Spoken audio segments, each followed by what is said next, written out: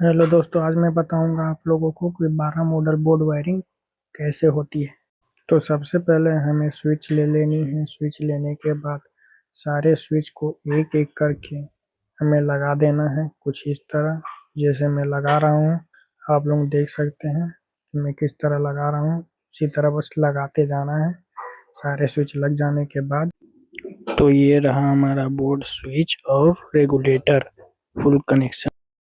तो रेगुलेटर के एक वायर को हमें अच्छे से छील लेना है। छीलने के बाद हमें उसे स्विच के नीचे वाले हिस्से में कुछ इस तरह लगा देना है।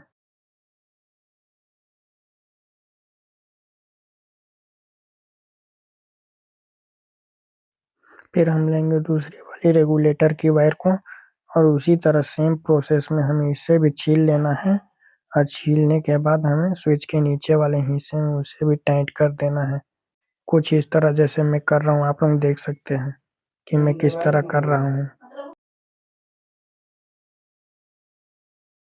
टाइट हो जाने के बाद हमें लेना है 1 mm का वायर या 1.5 mm का वायर और उसे स्विच के नीचे वाले हिस्से में लूप कर देनी है, जैसे कि मैं कर रहा हूँ। अच्छे से मोड़ लेना है, फिर स्विच को हमें ढीला करके उसे अच्छे से लूप कर देना है। लूप करने के बाद हमें लेनी है रेगुलेटर की दूसरी वायर और उसे स्विच के डायरेक्ट हिस्से में, फेज वाले हिस्से में डाल देनी है, जैसे कि मैं डाल रहा हूँ। आप लोग देख सकते हैं। फिर दूसरी वाली को भी लेके हमें इसी तरह डाल देनी है। फिर हम फिर से एक लूप वायर निकाल देंगे स्विच के सारे नीचे वाले स्विचेस में फेंस देने के लिए।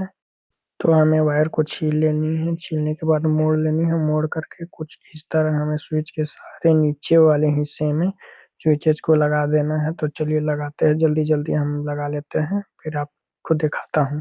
फिर लेना है हमें एक वायर और उसे एक साइड से छील करके अच्छे से मोड़ लेना है। और मोड़ने के बाद हमें उसे स्विच के नीचे वाले हिस्से में लूप कर देना है, कुछ इस तरह जैसे कि मैं कर रहा हूँ। फिर उसे हम जल्दी जल्दी हमें टाइट कर लेनी है, कुछ इस तरह जैसे कि मैं टाइट कर रहा हूँ।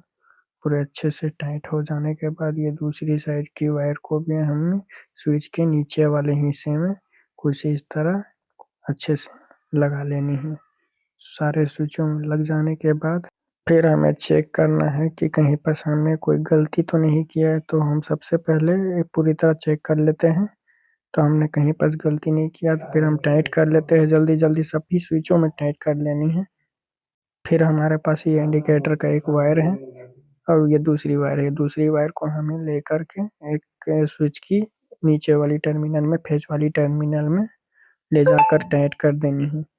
इसे हम टाइट कर लेते हैं और ये हमारा दूसरा हुआ है जिसे हम न्यूट्रल में देंगे। तो इसी तरह के वीडियो को देखने के लिए हमें लाइक एंड सब्सक्राइब जरूर करें।